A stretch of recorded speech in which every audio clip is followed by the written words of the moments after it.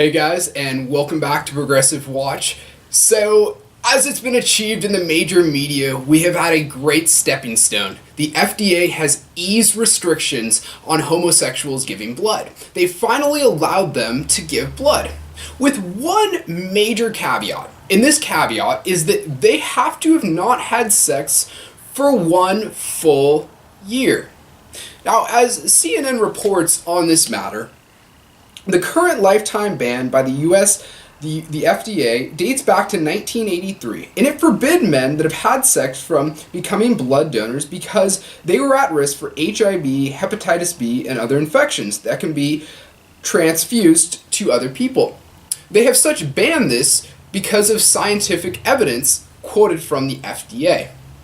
Well, so much for progression. This is not nearly as far as we would like it to go. Certainly, it is a step in the right direction, but the glaring elephant in the room is that there is still government-sponsored discrimination on the books because they have to have not had sex for 1 full year. So that means a homosexual monogamous couple that has had sex within the last 6 months or even the last 9 months cannot be donors. So essentially, what we're putting here is they're asserting the claim that it's not the donors themselves, that it's the donors themselves. It's not the risky sexual behavior that's the issue. And this is the wrong precedent to set.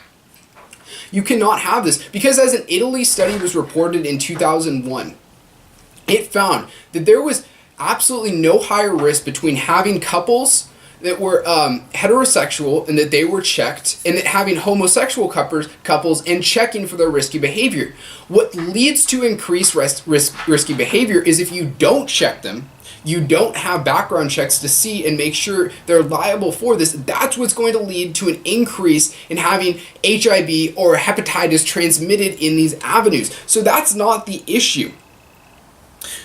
It's not going to lead to more HIV. So this is certainly a step in the right direction because that's the first off thing. They've eased it. It's been 30 years since they've done something. They've at least listened to scientific research. But it's a small step by the FDA. It's a small step by the USA.